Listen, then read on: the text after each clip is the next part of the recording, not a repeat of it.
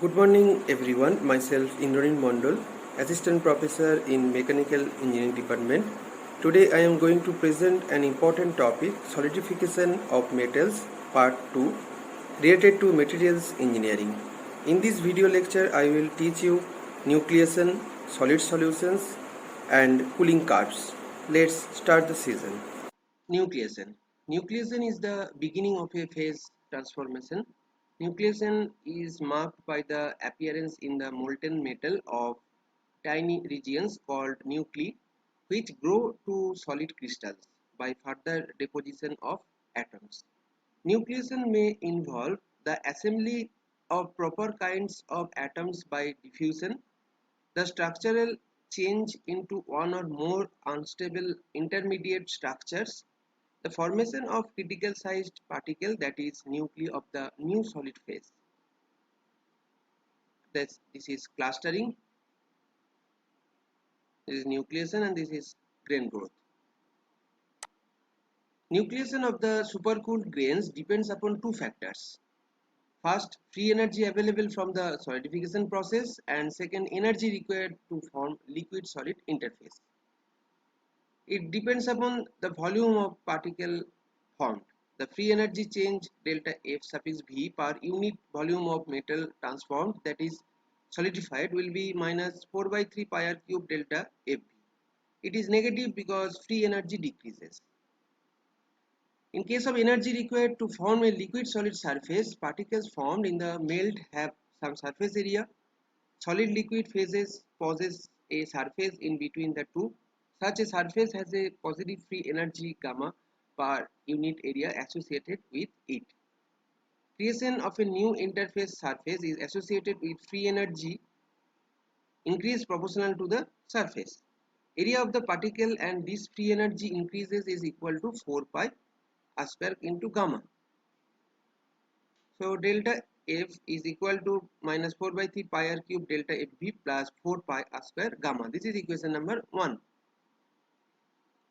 That is the free energy change delta Fv per unit volume of metal transformed plus area of the particle and this free energy increases is equal to 4 pi r square gamma.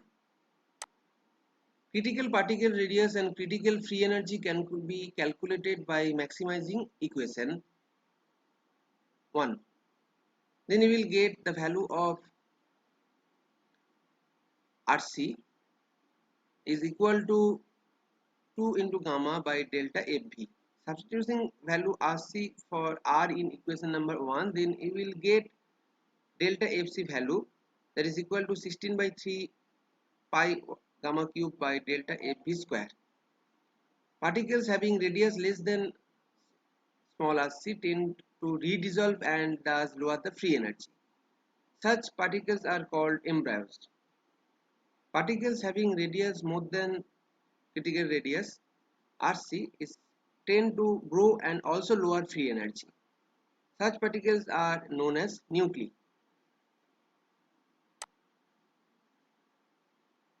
This figure shows that as the particle radius increases, the free energy delta F also increases till the particle grows to critical radius Rc. Thereafter, an increase in particle radius accompanies with decrease in free energy, so much so that the free energy becomes negative also. This is the schematic diagram of free energy changes in homogeneous nucleation. Homogeneous nucleation. Variation of nucleation rate with temperature. This is a graph between temperature versus nucleation rate. The graph here shows the nucleation rate as a function of temperature.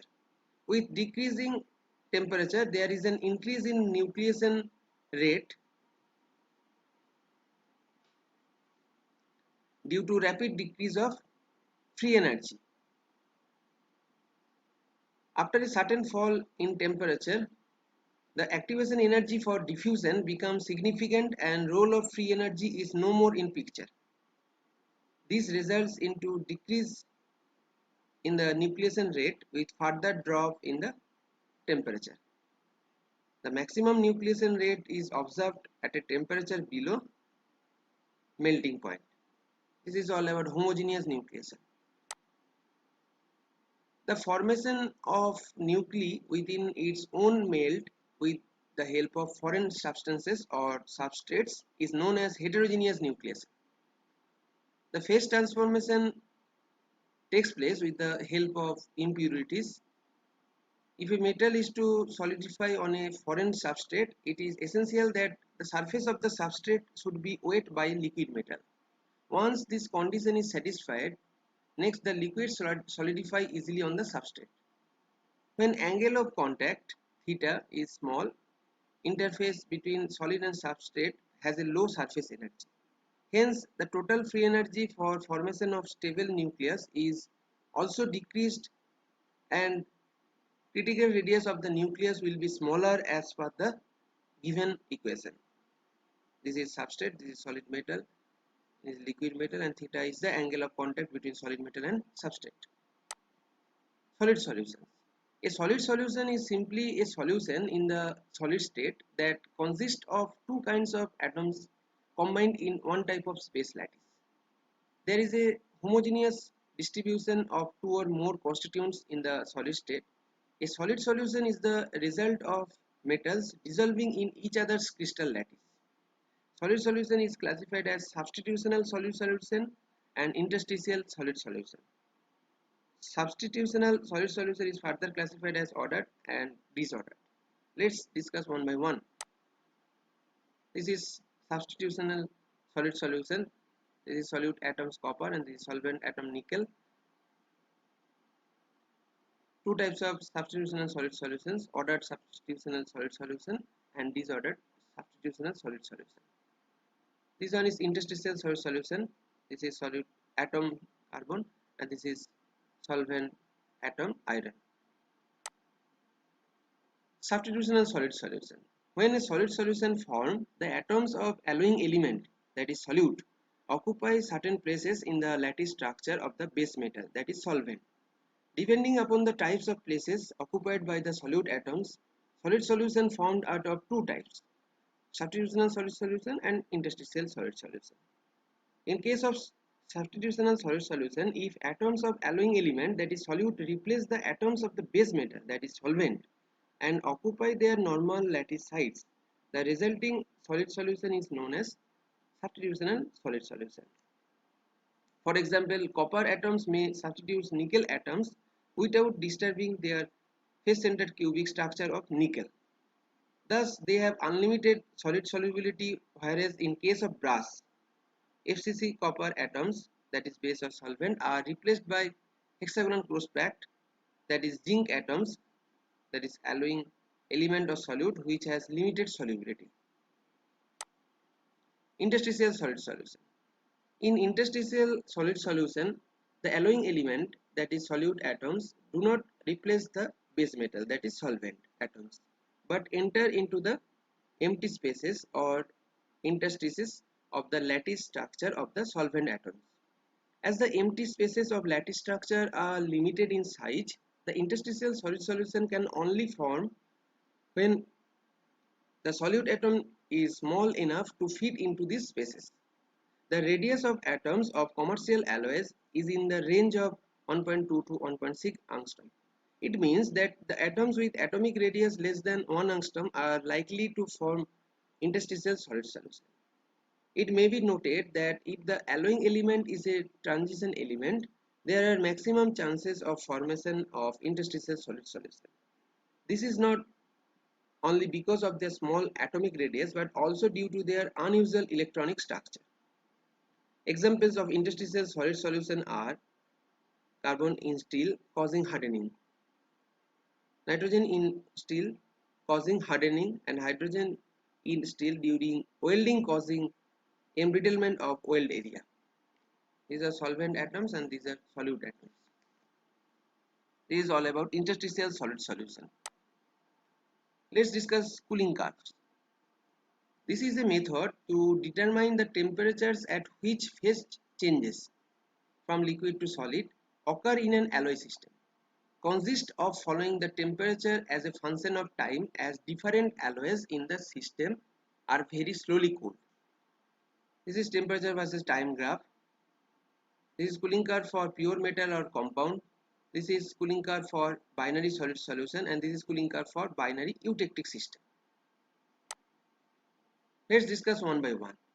First, cooling curve for pure metal or compound. Liquid metal cools from P to Q. First, crystals begin to form at point Q. From Q to R, the melt liberates latent heat of fusion in such amounts that the temperature from Q to R remains constant until the whole mass has entirely solidified at point R. Between Q and R, the mass is partly liquid and partly solid.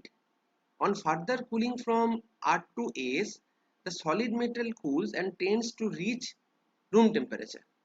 The slopes of PQ and RS lines depend upon the specific heats of liquid and solid metals respectively.